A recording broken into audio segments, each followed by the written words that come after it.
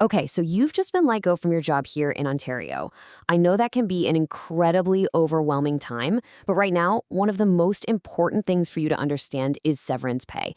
And we're going to break it all down nice and simple. This is probably the biggest question on your mind, right? What are you actually owed? And the thing is, the answer isn't some simple number you can just look up in a chart. It's a bit more complex than that. But the good news? It's often a lot more than you might think. So here's our game plan. We're going to look at the two severance systems, then go way beyond the minimums.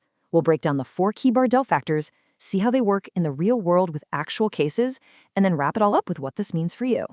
All right, let's dive in. To really get what you're owed, you first have to understand that there are basically 2 different systems working at the same time in Ontario to figure this stuff out. Think of it like a house. You've got the floor and you've got the ceiling. The floor is what's called the Employment Standards Act, or ESA. This is the absolute bare minimum your employer has to give you. But then you have the ceiling. That's the common law. It's not a rigid formula. It looks at your specific situation to figure out what's reasonable. And trust me, that ceiling is often way, way higher than the floor. So, how do courts actually figure out what you're owed beyond those bare minimums? Well, it all boils down to this one really powerful idea, a concept that has been shaping employment law for more than 60 years.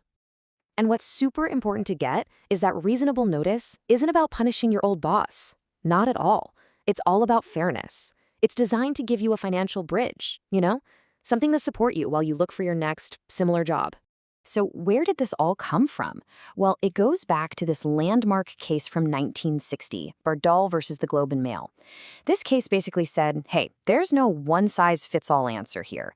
It established the very factors that we still use today to figure out what's fair for each person's unique story. In that case, it gave us the 4 key pillars that courts use to build a picture of what's reasonable, specifically for you. We call them the Bardell factors. Let's really get into the nitty-gritty of these 4 factors, because this is the heart of the whole thing. It's the unique combination of these 4 elements that truly tells your story and determines what you're owed. Okay, first up is age. And let's be real, the courts know that the older you are, the harder it can be to find a new, comparable job. It's just a fact of life, and it's a huge factor in the calculation. Second is your tenure, or basically how long you were with the company. This one's pretty straightforward. The longer you were there, the more you invested in the business, and that loyalty is recognized with a longer notice period. Makes sense, right? Third, we have the character of your employment.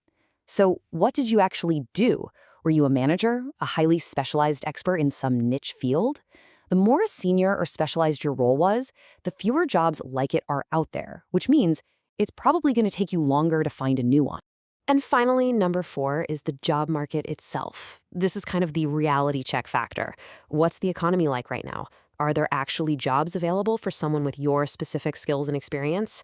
A really tough job market can absolutely increase your notice period. Okay, so that's the theory, but how does this all play out in the real world? This is where it gets really interesting, seeing how these factors all mix together in actual court cases. Let's look at some examples.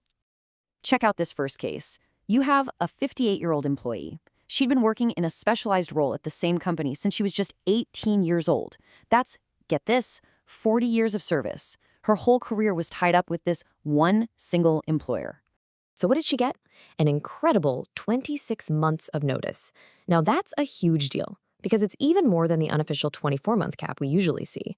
Why? Because her combination of age, that extreme length of service, and her specialized role created what the court called exceptional circumstances. All right, now for a totally different situation. Here we have a 47-year-old guy in a senior position, but he'd only been with the company for 3 years. So what's the kicker? He was let go in May of 2020, right in the thick of all the economic chaos from the pandemic. And bam, 10 months, even with just 3 years on the job. This is a perfect example of how having a senior role combined with a really tough job market, that's that 4th Bardell factor, can seriously bump up your reasonable notice period. This last case is fascinating because it shows how your personal life can actually play a role. It was a 28-year-old employee let go after just 4.5 months. But here's the critical detail. She was pregnant when she was dismissed, and the court awarded her 5 months of notice. Now think about that for a second. That's more time than she even worked there.